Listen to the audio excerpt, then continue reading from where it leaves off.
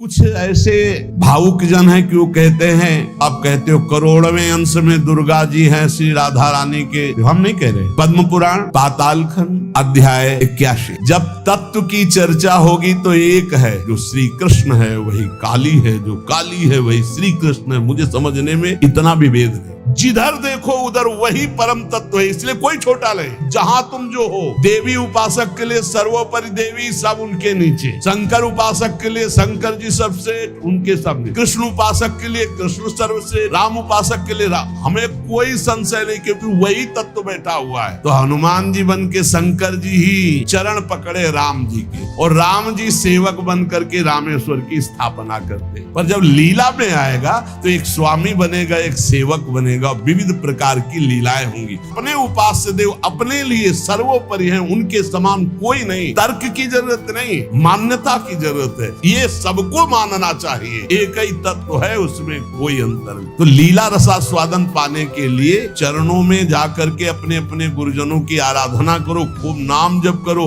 जब लीला चरित्र का प्रकाश होगा तब आप जान पाओगे। आप सर्वोपरि मानेंगे तभी तो आपका मन आराध्य देव में पूर्ण समर्पित होगा। और जब आप अनुभव करेंगे तो सब रूपों में मेरा ही आराध्य देव है, ऐसा आपको अनुभव। एक प्रश्न किसी ने किया कि आप जो प्रायः ये कहते हैं कि श्री जी सर्वोपरि और उन्हीं के अंश से दुर्गादि शक्तियां हैं, तो मुझे चुभता है कि जैसे आपकी इष्ट राधा महारानी है, ऐसे हमारी इष्ट माता जी हैं। तो आप कहते हो करोड़वें अंश में दुर्गा जी हैं श्री राधा रानी के, तो हमको भी तो चुभता है कि आप कहते हो। हम नहीं कह रहे। तस्मात् शास्त्रम प्रमाणम ते कार्याकार्यो व्यवस्थित हो। पहली बात तो हमारी श्री जी क्या है, जब हम श्री जी से चित्त जोड़ेंगे तब पता चलेगा। और दूसरी बात है कि जो शास्त्रों में लिखा है उसे, पद्म पुराण पाताल खंड अध्याय 81, भगवान शिव कह रहे हैं, बहुत ध्यान से सुनिए। अंतरंगैस्तथा नित्य विभूतैस्तैश्चिदादिभिः गोपनादुच्यते गोपी राधिका कृष्ण वल्लभा। देवी कृष्णमयी प्रोक्ता राधिका परदेवता सर्वलक्ष्मी स्वरूपा सा कृष्णाह्लाद स्वरूपिणी तथा सा प्रोच्यते विप्र लादिनीति मनीषिभिः। ध्यान से, तत्कला कोटि कोट्यंसा दुर्गाद्यास्त्रिगुणात्मिकाः सा तु साक्षात् महालक्ष्मी कृष्णो नारायणः प्रभु। नैतयोर्विद्यते भेदः स्वल्पोऽपि मुनिषत्तमो। इयं दुर्गा हरिरुद्रः कृष्णा शक्र इयं शची सावित्री इयं हरिर्ब्रह्मा धूमोर्णासौ यमो हरिः। बहुना किं मुनिश्रेष्ठ बिना ताभ्यां न किंचन। चिद चिद लक्षणं सर्वं राधा कृष्णमयं जगत्। इत्थं सर्वं तयोरेव विभूतिं विद्धि नारद। ना शक्यते मया वक्तुं वर्षकोटि शतैरपि। भगवान शंकर कैलाश में विराजमान हैं। देवर्षि नारद जी, शनकादि बड़े बड़े महापुरुषों की सभा लगी हुई, उस सभा में कह रहे हैं। नारद जी को संबोधन करके भगवान शिव कह रहे हैं, हे नारद जी, ये जो श्री कृष्ण प्रिया राधा हैं, ये महाचैतन्य शक्ति स्वरूपा जितनी भी देवियां हैं, ये सब इनके अंश से प्रकट हुई है। ये अंतरंग विभूति हैं, इसीलिए इनको कोई जानता नहीं। अत्यंत गोपन तत्व हैं, इसीलिए इनका एक नाम गोपी है। श्री कृष्ण सदैव इनकी आराधना करते, इसलिए नाम इनका राधा है। और ये सदैव श्री कृष्ण की आराधना में रहती, इसलिए इनका एक नाम राधिका है। ये और श्री कृष्ण दो नहीं है। श्री कृष्ण में राधा है, राधा में श्री कृष्ण है। ये राधा परा देवता है। जितनी भी लक्ष्मी आदि शक्तियां सब इन्हीं के अंश से हैं। आपको भगवान का आह्लाद कहा गया है, आह्लाद।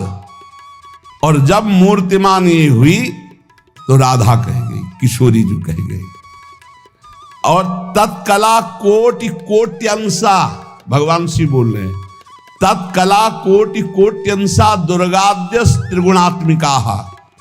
दुर्गा आदि जितनी त्रिगुणात्मिका दैवी शक्तियां हैं, ये इनके कला से करोड़वें अंश में प्रकट है। ये ही प्रकट है पर करोड़वें अंश में प्रकट है। हम नहीं कह रहे, ये भगवान शिव कह रहे हैं। जो राधा कृपा कटाक्ष पढ़ते हैं वो पढ़ के देखे, आखिरी में भगवान शिव कह रहे हैं, क्रियेश्वरी मखेश्वरी स्वधेश्वरी त्रिवेद भारतीश्वरी प्रमाण शासनेश्वरी। हमारे यहां सुधा निधि में महाप्रभु हरिवंश चंद्र जी कह रहे हैं, प्रेमणा सन्मधुरोज्वल हृदय संगार लीला कला वैचित्री परमावधिर भगवता पूज्य विकापी शता ईशानी च सची महासुख तनु शक्ति स्वतंत्रा परा श्री वृंदावन नाथ पट्ट महिषी राधयु सेव्यामम। बोले तत्कला कोटि कोट्यंसा, कला उन्हीं की कला, राधा की ही कला, श्री किशोरी जी के ही अंश से करोड़ों अंश में सब शक्तियों का प्रादुर्भाव हुआ। श्री राधा अपने अंश से महालक्ष्मी रूप धारण करती हैं, तो भगवान श्री कृष्ण नारायण रूप धारण करते हैं। मुनिश्रेष्ठ थोड़ा भी भेद नहीं है। ये श्री राधा दुर्गा रूप धारण करती है, तो श्री कृष्ण शिव रूप धारण करते हैं, रुद्र। जब श्री कृष्ण के अंश से इंद्र, तो श्री राधा किशोरी के अंश से सची इंद्राणी। जब श्री कृष्ण के अंश से ब्रह्मा, तो राधा किशोरी के अंश से सावित्री देवी। जब श्री कृष्ण के अंश से यमराज, तो उनकी पत्नी धूमोरणा के रूप में श्री राधा किशोरी। अधिक क्या कहूं, इन दोनों के सिवा किसी की सत्ता ही नहीं। यही सब चिद चिद लक्षणम सर्वम राधा कृष्णमयम जगत। चेतन अचेतन सारा संसार श्री राधा कृष्ण का स्वरूप है। नारद जी, मैं इन विभूतियों का क्या वर्णन करूं? अगर 100 करोड़ वर्ष तक राधा की महिमा वर्णन करूं तो भी नहीं कर सकता। भगवान शिव कुछ ऐसे भावुक जन हैं कि वो कहते हैं कि आप भगवान शंकर को श्री कृष्ण से छोटा कहते हैं, वो हमारे आराध्य देव, हमको चुभता है। देखो, जब तत्व की चर्चा होगी तो एक है, और जब लीला की चर्चा होगी तो वही एक विविध लीलाएं करता है, वही एक विविध लीलाएं करता है। रास में भगवान शंकर आए, अगर थोड़ा भी शास्त्र को पढ़े हो तो पढ़ के देख लेना। गोपी रूप धारण किया, रास में प्रवेश पाया, श्री कृष्ण चरण वंदना, किशोरी जी की चरण वंदना, और फिर गोपी रूप धारण करके रास में प्रवेश। अच्छा, कोई भी ये कैसे नकार सकता है कि भगवान शंकर की जटाओं में गंगा जी हैं, और वो गंगा जी क्या है, क्या आप नहीं जानते हो? गंगा तरंग रमणीय जो जटा कलापम गौरी विभूषित वाम भागम, भगवान शिव के लिए आता है। तो जो जटा कटा संभ्रमम भ्रमण नीलम पर निर्झरी जो विराजमान है गंगा जी, वो कौन है? गांगम वारि मनोहारि मुरारी चरण अच्युतम त्रिपुरारि शिरश्चारी पापापहारि पुनातुमाम। देखो भाई, तत्व एक है, पर लीला में जब प्रारंभ होगा तो लीला में छुटाई बड़ाई हंसी मजाक, वो उनकी आराधना, वो उनकी आराधना। तत्व एक है। अभी आप यहां सुन रहे हो कि जब श्री कृष्ण शिव रूप धारण करते हैं तो राधा किशोरी दुर्गा रूप धारण करती, यही है, कोई और थोड़ी है। पर जब लीला की बात आती तो वही भगवान शंकर गोपी रूप, आज भी भगवान गोपेश्वर का श्रृंगार होता है गोपी रूप में। शाम टाइम जल नहीं चढ़ता, नथुनी बाला और सब चुनरी धारण करके भगवान शिव गोपीश्वर के रूप में विराजते हैं। भगवान शंकर गंगा जी को नेत्रों से भी रोक सकते थे, लेकिन जटाओं में धारण किया कि श्री कृष्ण का चरणामृत है, वामन भगवान का चरणामृत है, वामन के रूप में श्री कृष्ण ही है। प्राणाधिक प्रियतमा सर्वाभ्याः सुंदरी परा, सर्वयुक्ता च सौभाग्य भाग्नि गौरवान्विता। हमारी जो श्री किशोरी जो हैं, एक यहां बात ध्यान रखनी है कि एक प्रश्न और आता है सभा में, जब चर्चा होती है तो उसको सुनकर के लोगों के अंदर प्रश्न आता है कि शिव पुराण में लिखा है कि भगवान शंकर सर्वश्रेष्ठ है, देवी पुराण में लिखा है कि इन्हीं से सबकी उत्पत्ति है। आप गणेश महिमा को देखो तो यम ब्रह्म त्वम ब्रह्म, सब कुछ जिस पुराण को देखो उसी से सृष्टि हुई है। इसका मतलब क्या है? गलत है क्या? जब तुम शिव पुराण पढ़ोगे तो शिव तत्व से ही सबकी उत्पत्ति है, सब कुछ शिव तत्व है। पढ़े हैं, जैसे आप कहा भगवान शंकर ने चिद चिद लक्षणम सर्वम राधा कृष्णमयम जगत, ऐसे कहा गया है हे भगवती हे भगवान, आपसे ही सृष्टि प्रकट है शिव पुराण में, क्योंकि जितनी माताएं वो सब भगवती हैं और जितने पुरुष हैं वो सब हे भगवान शिव आपका ही स्वरूप है। चराचर जगत शिव और पार्वतीमय है। भगवान का ऐसा लिंग प्रकट हुआ शिव जी का कि 100 कल्प तक ब्रह्मा जी उतरते चढ़ते रहे, पार न पाया। फिर भगवान विष्णु उसमें पढ़ना शिव पुराण में, हम तो पढ़ करके बात कर रहे, आर पार नहीं पाया। भगवान शिव से ही नारायण का प्रादुर्भाव होता है, भगवान का प्रादुर्भाव होता है, भगवान शिव से ही ब्रह्मा का प्रादुर्भाव होता है। जब देवी भागवत पढ़ो तो सब कुछ देवी जी से प्रकट हुआ, तो क्या झूठा है क्या? पुराण कोई झूठे हैं क्या? तो अगर उनसे प्रकट हुआ तो इनसे कैसे? भागवत पढ़ करके देखो तो श्री हरि से, नाभि कमल से ब्रह्मा, ब्रह्मा की भ्रकुट से शंकर, रुद्र का अवतार। उधर पढ़ करके देखो तो उन भगवान शिव से ब्रह्मा और श्री हरि प्रकट होते हैं। देवी भागवत पढ़ करके देखो तो देवी शक्ति, ये है क्या? तत्व। तत्व एक है, वही परमात्मा है, वही। जब शिव पुराण पढ़ोगे तो सब कुछ शिव की, जब भागवत पुराण पढ़ोगे तो सब कुछ श्री हरि का, और जब देवी भागवत पढ़ोगे तो सब कुछ वही। देवी प्रपन्नार्थ हरे प्रसीद प्रसीद मातर जगतो खिलस्य प्रसीद विश्वेश्वरी पाहे विश्वम त्वमीश्वरी देवी चराचरस्य। हे देवी तुम ही चराचर में व्याप्त हो, तुम ईश्वरी हो, तुम सर्वशक्तिमान हो, तुमसे बढ़कर कोई नहीं। क्या समझते हो? जो जहां है वही परम तत्व है और वो वही सब कुछ है। इधर से हम देखेंगे तो कृष्णाकार, उधर से देखोगे तो शिवाकार, उधर से देखोगे तो दुर्गा में, उधर से देखोगे काली में। जो बोलो वही परम तत्व है। पर जब हम लीला का गायन करते हैं तो लीला में विभाग हो जाता है। वही एक परमात्मा, वेद कहता है एकोहम बहुश्यामा, मैं एक बहुत रूपों में हो जाऊं। अब वही परमात्मा शासक बन गया, वही शासित हो गया, वही धर्मात्मा बन गया। उसी के छाती से धर्म प्रकट हुआ, उसी के पीठ से अधर्म प्रकट हुआ। अधर्म करने वाला दंडनी हो गया, धर्म करने वाला बंदनी हो गया। लेकिन दंडनी और बंदनी में दोनों में एक तत्व विराजमान, तत्व में अंतर नहीं। ये जो समझते नहीं ना, लीला को समझते नहीं है और तत्व को समझते नहीं, तो ये झगड़ा करने लगते हैं कि शिव को छोटा कैसे कह दिया। पूछो शिव जी से जाके, अरे उनको देखो तो रात दिन भगवत श्री हरि चर्चा करते रहते, और हरि को देखो, उनसे पूछो जाके कि तुम्हारे आराध्य देव कौन है, बोलेंगे शंकर। हरि से पूछो कि तुम्हारा गुरु कौन, बोले शंकर। और शंकर जी से पूछो तुम्हारा आराध्य देव को, बोले हरि। और हम आपस में लाठी चलाएं। अरे वो एक है, वो एक है, वो अनेक है। अनेक होते हुए भी एक है, एक होते हुए भी अनेक है। इस बात को समझो। जब देवी भागवत, तो देवी ही सब कुछ है, देवी के ही अंश से राधा है। समझिए आप, जब हम वृंदावन से बोलेंगे तो राधा के अंश से देवी है। जब आप शिव पुराण से बोलेंगे तो शिव के अंश से हरि है, और जब भागवत पुराण से बोलेंगे तो हरि के अंश से शिव है।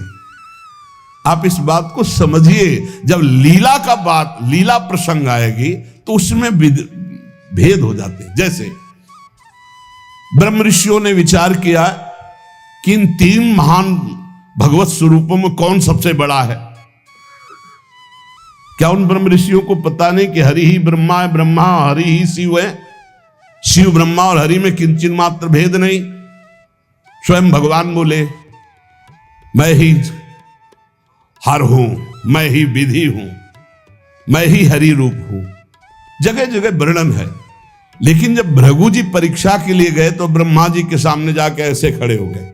यह भद्रता है गुरुजनों के सामने ऐसे खड़े होना, ऐसे नहीं खड़े हुआ जाता, ये अभद्रता कही जाती। गुरुजनों के सामने सावधानी पूर्वक हाथ जोड़कर या बहुत नम्र ऐसे। अब वो गए ऐसे खड़े हो गए। ब्रह्मा जी ने कहा तो सभा की मर्यादा के विरुद्ध है, पर भृगु जी उनके पुत्र हैं, थोड़ा गुस्सा आया पर शांत रहे। शंकर जी के पास गए, बोले आओ भाई, बहुत दिनों बाद आगमन हुआ भृगु जी से। बोले हम तुम्हारे गले नहीं लगते हैं, परम पवित्र रहते हैं। उठाया त्रिशूल उन्होंने हमको। भृगु जी शांत होकर के वहां, और भगवान हरि के पास गए, सैया में पड़े हुए थे, सीधे लात मारी जाके, सीधे छाती पे लात। भगवान उठे और कहा मुझे पता नहीं था आप आ रहे हो, नहीं आपकी अगवानी करता। और चरण दाबने लगे, बोले आपके चरण बहुत कोमल है, मेरी छाती बहुत कठोर, कहीं चोट तो नहीं लग गई। और आज के बाद जब जब अवतार भी लेंगे तब तक आपका भृगु चरण चिन्ह ये हमारे छाती पे बना रहेगा, ये हमारा बड़ा सौभाग्य हो। आंसू आ गए भृगु जी के। अब आप क्या कहेंगे? कोई छोटा बड़ा नहीं, जब लीला होती है और एक ही तत्व है तो रंगमंच पर वही सब रूप धारण किए, जगन नाटक वही भवा, इस बात को सब। पर जब हम किशोरी जी की बात कहेंगे तो किशोरी जी के अंश से सब शक्तियां हैं। और जब आप दुर्गा की बात करें तो आपको वहां से दिखाई देगा किशोरी जी दुर्गा जी के अंश है, क्योंकि इधर से अंश वो, उधर से अंश वो उनकी अंशी, वो उनकी अंशी, कोई अंतर नहीं। इधर से हम बोलेंगे श्री कृष्ण के अंश से शिव, और जब शिव पुराण में पढ़ोगे तो शिव जी के अंश से श्री कृष्ण। अब इसमें संशय थोड़ी, क्योंकि वही एक तत्व है, विविध प्रकार से लीला कर रहा है। इसलिए भ्रम का तो ध्यान छोड़ दो, भ्रम छोड़ दो। जब जब जैसा अवसर आया वही रूप धारण किए तत्व विराज। पर जब लीला की चर्चा होगी तो माधुर्य रस में ऐश्वर्य का प्रवेश नहीं, भगवान के ऐश्वर्य का प्रवेश नहीं, तो और ऐश्वर्य शक्तियों की तो बात जाने दो। कभी आपको कोई भी शास्त्र मिला हो कि ब्रज में सुदर्शन चक्र का प्रयोग भगवान ने किया या प्रवेश हुआ, तो हमें बताना। कभी दिव्य वैभव का प्रयोग, क्योंकि ये माधुर्य का क्षेत्र है, ये जो ब्रज है ये वात्सल्य माधुर्य। कभी सुदर्शन चक्र से ब्रज में किसी को मारा हो, मुझे तो याद नहीं है। आप लोगों को कोई याद आवे तो हमको भी बता देना, क्योंकि अभी तक तो नहीं पढ़ा है। आगे अगर किसी को लगे, दूध पीते हुए पूतना को मारा, प्रवेश करके अघासुर को मारा, फाड़ के बकासुर को फेंक दिया, और उसका पैर पकड़ के धेनुकासुर को मारा। बस यही थप्पड़ घूसा इसी से पहुंचा दिया है। ना तो कौमोदकी गदा आई है, ना प्रभु की तलवार आई है, ना यहां सुदर्शन चक्र आया है, ना यहां दारुक सारथी रथ लेके आया है। ये ऐश्वर्य नहीं, ये प्रेम देश है, ऐश्वर्य का प्रवेश नहीं है यहाँ। और जहां कहीं ऐश्वर्य का कुछ दिग्दर्शन कराना चाहा तो वहां वात्सल्य ने डांट लगा दी है। जैसे मुख में जब मिट्टी खाई हो ऐश्वर्य दिखाना शुरू किया तो वात्सल्य ने डांटा है, यहाँ नहीं। तो तुरंत मैया को लगा है मेरी आंखों का दोष कोई है, ये तो मेरा लाला है ऐश्वर्य का। अब जब निकुंज की बात आती है तो इसमें तो बिल्कुल ऐश्वर्य का प्रवेश नहीं है। ब्रज में तो आप थोड़ा ऐश्वर्य की झलक दिखा दिए, अंतर ध्यान हो गए, लेकिन निकुंज में कहीं नहीं कि अंतर ध्यान की लीला एक बार भी हुई हो। निकुंज में बताना पूरे वाणियों को पढ़ करके। अब जो निकुंज रस है इसमें कहीं वर्णन नहीं है कि अष्टभुजा का प्रवेश है या षोडश भुजा का। हमारी ही श्री जी सब अंशों से है, लेकिन ऐश्वर्य रूप नहीं, ये महामाधुर्य रूप है। इसी महामाधुर्य की महिमा की हम उपासना करते तो हमारे लिए हमारा उपास्य देव सर्वश्रेष्ठ है। और जब उपास्य देव की सर्वश्रेष्ठता की लीला में देखते हैं तब ये वर्णन आता है कि अनंत शक्तियां, देखो भगवान शिव ने स्वयं वर्णन किया कि ये जो अनंत शक्तियां तत्कला कोटि कोट्यंसा दुर्गाद्यस्त्र गुणात्मिका। अब देखिए वही प्रभु है शक्ति, वही है शक्तिमान, किंचन मात्र अंतर नहीं। लेकिन प्रभु आदेश करते हैं कि मैं अब अवतार लेने जा रहा हूं, भागवत में पढ़ के देख लेना, तुम हे महाशक्ति बलराम जी का कर्षण करके रोहिणी के गर्भ में डालो और मैं स्वयं अवतार लो, तुम जाकर नंद बाबा के यहां कन्या रूप से पूरी लीला पढ़ के देख लो। और नाम चामुंडा, कुष्मांडा, दुर्गा आदि तुम्हारे विविध नाम भगवान ने रखे और तुम सबकी कामना पूर्ण करने वाली होगी, जाओ मेरा आदेश है ऐसा करो। भगवान ने आदेश किया, शक्ति कार्य कर रही। भगवान की प्राप्ति के लिए उसी शक्ति की आराधना कात्यायनी रूप से गोपिकाएं करते हैं कि मुझे श्री कृष्ण पति रूप में प्राप्त हो। उसी शक्ति की आराधना सीता जी गौरी पूजन करती है। और सीता जी कौन है? काल रात्र निश्चर कुल केरी, महाकाल रात्रि स्वरूपा उनको गोस्वामी जी ने कहा। काल रात्रि निश्चर कुल केरी, जेहि सीता पर प्रीति घनेरी। ये नहीं समझ रहा रावण की साक्षात इसका काल पधारा है।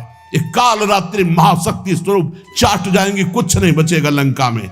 ये दुष्ट जिनके प्रति विरोध भाव कर रहा है कौन है? वही गौरी है और वही गोरी है, वही महाशक्ति है और वही सीता जी है। अब आप समझिए, आदि शक्ति जय जग उपजाया, सीता जी गौरी पूजन कर रहे हैं। गौरी जी खसी माल मूर्ति मुस्कानी, जाओ मनुजा हिराच्यो मिली सोबर साध सुंदर साव। तो सीता जी कौन है? मनुष्य रूपा को भगवान राम कह रहे। आदि शक्ति जेहि जग उपजाया, सो अवतरी मोर यह माया। अरे कोई भेद नहीं, कहीं भेद नहीं, पर जब लीला की बात करेंगे तब लीला में भेद दिखाई दे रहा है कि सीता जी गौरी जी का पूजन कर रहे हैं, उनसे वरदान प्राप्त कर रही है। और भगवान प्रिया सती को संशय हो जाता है।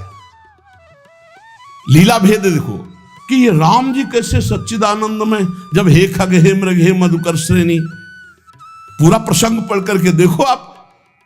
और है कौन? या देवी सर्वभूतेषु बुद्धि रूपेण संस्थिता। जब लीला में देखोगे तो तत्व की बात भूलना पड़ेगा, तभी स्वाद आएगा। और जब तत्व देखोगे तो शांत रस आएगा। ये दास्य वात्सल्य सख्य, ये रसों का स्वाद नहीं मिल पाएगा। उसमें एक ही तत्व है, तो वह समझ में आ रहा है वही तत्व है। जब लीला में देखोगे तो आपको वही तत्व परशुराम है, वही तत्व राम जी है। लेकिन राम जी के आगे परशुराम जी घुटने टेक कर जय जय जय रघुकुल केतु, भृगुपति गए तपहि बने हेतु। ये समझना होगा। ये जो आजकल के नए बच्चे ना, ये तर्क वितर्क शुरू कर देते हैं। लीला में तर्क वितर्क नहीं होता है, तत्व में एक ही वस्तु है। तत्व की जब बात करोगे तो आप क्या समझते हो? कितने दिन से तुम दुर्गा जी की उपासना करते हो? बचपन से आराधना, और पूरी अम्मा मान के, पूरी जैसे अपनी अम्मा, पूरा आसक्ति अम्मा, आद्या शक्ति दुर्गा, और पिता भगवान शिव। तुम समझते नहीं हो, जहां हमें भेजा है उस तत्व को, जो समझाया उस तत्व से बोल रहे। तुम उसको दो पक्ष में ले रहे हो। तुम्हारे को क्या पता कि महादेव जी मुझे कितना प्यार करते हैं, भगवती कितना प्यार करती है, हम भगवती अम्बा और महादेव जी से कितना प्यार करते हैं। तत्व को समझिए। राधा तत्व सर्वत्र व्याप्त तत्व है, चिद चिद लक्षणम सर्वम राधा कृष्णमयम जगत। पर जब लीला में स्वरूप राधा जी का जो है वो कहीं त्रिभुवन में कहीं नहीं है, क्योंकि महामाधुर्य रस प्रेम स्वरूपा है, जिनकी आराधना स्वयं श्री कृष्ण करते। और जिन श्री कृष्ण की आराधना भगवान शंकर, शनकादि, ब्रह्मादि सब करते। ये हमारे उपास्य देव है। और जब आप अपने उपास्य देव के विषय में जैसे बोले कि श्री कृष्ण जिनके सेवक हैं ऐसे महादेव, कोई परेशानी नहीं। श्री कृष्ण जिनके सेवक हैं ऐसे महादेव, क्योंकि हमें पता है कि तुम जो बोल रहे हो वो सत्य बोल रहे हो, क्योंकि वैसे ही उस तत्व को देखा जाता है। ये तत्व है ही ऐसा कि हम जिस भावना से जैसे देखें वैसे दिखाई देगा। जब हम गणेश स्तोत्र पढ़ते हैं तो सब कुछ गणेश जी बने हुए हैं। जब राम स्तोत्र तो सब कुछ राम, जब कृष्ण सब कुछ कृष्ण, जब नरसिंह तो सब कुछ नरसिंह, जब वाराह तो सब कुछ वाराह, वही बने हुए, दूसरा कोई नहीं। इसमें हमें कोई संशय नहीं है। तुम्हें कितना ज्ञान है? उनके पति हैं शिव ज्ञान समुद्र, वो कह रहे हैं, हम तुम्हें पूरा परिचय के साथ बता रहे। पद्म पुराण पाताल खंड अध्याय 81, उसमें कह रहे तत्कला कोटि कोटि अंसा दुर्गाद्यास त्रिगुणात्मिका। कभी रास का स्वाद लिया है? रास का स्वाद लेना है तो ब्रज रस में, इसी यही तो वृंदावन की लीला, मत समझो गुरु को चीला, या ऋषि मुनि गए हार जपे जा राधे राधे। ऋषि मुनि गए हार जपे जा राधे राधे, प्रियालाल हैं प्रियालाल। अगर हम जो बोलते हैं उसकी बात को समझ लेना, कह दो कहां प्रमाण है तो हमारी छाती प्रमाण है, खिलवाड़ मत समझना। अगर तुमने राधा किशोरी की अवहेलना करके कहा कि अम्बा, जब जड़ भरत जी के ऊपर गड़ासा चलाने की बात अम्बा के ही सेवकों ने किया तो भद्रकाली सहन नहीं कर पाई और मूर्ति फोड़कर प्रकट हो गई, काट के फेंक दिया अपने ही उपासकों को। होश में रहे ना, राधा किशोरी है। तत्व से बोलोगे तो मुझे कभी कोई संशय नहीं, सब एक हैं। जब लीला में आओगे तो वही स्वामी बनता है, वही सेवक बनता है। जब लीला में देखोगे तो वही छोटा बनता है, वही बड़ा बनता है। वो विविध रूप धारण करके एक ही तत्व खेल रहा है, इसमें संशय नहीं। पर जब लीला का रसास्वादन करते तब आप उसमें संशय मत करो। वो विविध लीलाएं, वही गोपी बना है, वही श्री जी बना है, वही वृंदावन बना है, और वही प्रीतम बना है, और वही खेल रहा है। वही नरक बना है, वही अधर्म बना है, वही दंड विधान बना है, वही रोग बना है, वही विविध प्रकार की यातना बना है। समझो ना, कह दो नरक भी वही बना। तो जब नरक नहीं था तब कौन था? श्री कृष्ण। और जब नहीं रहेगा तब कौन है? श्री कृष्ण। तो बीच में जो भास रहा है नरक, वो है कौन? श्री कृष्ण। अब ये जान जाओ तो नरक ही नहीं है, परम पद के अधिकारी हो गए। जब यही नहीं जान रहे तो वो दुखप्रद है, अगर जान गए तो वो सुखप्रद है। अगर जानकारी का भी विस्मरण हो गया और सच्चिदानंद में स्थित तो आप ही वो हो। जानत तुम्हें हो जाए, तुम भी वही हो जो शिव, जो कृष्ण। जब तत्व में आओगे तो तुम भी वही हो, कोई किंचन मात्र अंतर नहीं। वही एक परमात्म तत्व विविध रूप में खेल रहा। चिद चिद लक्षणम सर्वम राधा कृष्णमयम जगत, ईशावास्यमिदं सर्वम यत् किंचे जगत्याम जगत। और सच्ची मानो बिना भजन के समझ नहीं सकते रे, हमारी भाषा समझ ले। ये तर्क वितर्क से नहीं समझ सकते। जब तक ब्रह्मचर्य नहीं रहोगे, पवित्र आहार नहीं करोगे, लाखों नाम जप नहीं करोगे, तब तक वैसे समझ जाओगे ये कोई बातों का विषय है। भजन नहीं करोगे, परमात्म तत्व तुम्हारे तर्क वितर्क से समझ में आएगा। इसलिए समझा देते कि समझ लो, तुम्हारा मंगल हो जाए। और अगर ऐसे पक्ष विपक्ष की भावनाएं रखोगे तो तुम्हें संतों में दोष दर्शन हो जाएगा, पक्की बात समझ लो। इसलिए बहुत सावधान। यहां से जो चर्चा होती है वो भगवत प्रसाद स्वरूप होती, उसका पान करो तर्क छोड़ करके। खूब नाम जप करो, डट के बन जाओगे। खूब संतों की चरण धूलि माथे पे। हाँ, लहु गणित तत्तपसा न याति न चेज्या न निरूपणात् गृहाद्वा न छंदसा न जलाग्नि सूर्यो बिना महात्पाद रजोभिषेकम। रज लगाओ संतों की चरणामृत पियो, संतों के वचनों का श्रद्धा विश्वास पूर्वक बढ़िया मंगल में ज्ञानी हो जाओगे। आपको कोई संशय नहीं रहेगा। पर लीला में बड़ा अंतर है। जब विमान पे चढ़ा हुआ जो वृत्तासुर बने थे, चित्रकेतु उनका नाम था, और जब भगवान शिव को वो ऐसे शब्द जो नहीं बोलने चाहिए वो बोल रहे थे तो अंबा जी गुस्सा हो गई। तो भगवान शिव ने कहा था कि तुम्हारे क्रोध और श्राप का उसके ऊपर कोई फर्क नहीं पड़ेगा। क्यों? बोले श्री हरि का निज जन है, साप दे दिया जा, दैत्य हो जा, क्या फर्क पड़ा? अंतिम समय जो वृत्तासुर की स्थिति है वो देख लो। जो भगवान शिव ने, कोई फर्क नहीं पड़ने वाला। क्यों? वो भगवान श्री हरि का निज जन है, भगवान का जन, भगवान शिव का है। भगवान शिव को भी गुस्सा नहीं आया, अंबा जी को गुस्सा आ गया। ये ऐसे जगत गुरु भगवान शिव से ऐसे नहीं बात करना चाहिए, विमान से उतरकर साष्टांग दंडवत होना चाहिए। त्रुटि है तो भगवान शिव ने कहा त्रुटि होते हुए भी श्री हरि का, इसलिए इसके ऊपर कोई फर्क नहीं पड़ेगा। और नहीं बना, वृत्तासुर मिला तो ऐसा वृत्तासुर बना, हाहाकार त्रिभुवन में मच गया। होश उड़ गए देवताओं के। तब दधीच की हड्डियों से वज्र का निर्माण हुआ। जब देखा कि हाथ में ऋषि का जो अस्थिपंजर, उसी से वज्र का निर्माण हुआ है, तो कहा देवराज ये मत सोचना मैं वज्र से डर रहा हूं, रुक जाओ। तो भगवान हरि से बात की, जैसे छोटा सा बछड़ा अपनी माँ की, जैसे घोंसले में बिना पंख उगे हुए बच्चा चिड़िया का अपनी माँ का, जैसे परदेश गए हुए पत्नी अपने पति का चिंतन, हे नाथ ऐसे ही हमारी वृत्ति आप में लगी रहे। और आज चलाओ, ये अमोघ है, चिंता मत करो, ये अमोघ है, मेरे ऊपर चलाओगे विध्वंस हो जाऊंगा, क्योंकि मैं जानता हूं ये क्या स्थिति वृत्तासुर की। अंतिम समय एकदम भगवदाकार वृत्ति जो बड़े बड़े ब्रह्म ऋषियों की होती है, वही महाभागवत वृत्तासुर। इसलिए हरि सर्वत्र सब रूपों में व्याप्त है, इसमें कोई संशय नहीं। मत्तः परतरम नान्यत् किंचित् अस्ति धनंजय। पर पुराणों में जो है, जहां जिस पुराण की चर्चा वही सर्वोपरि है।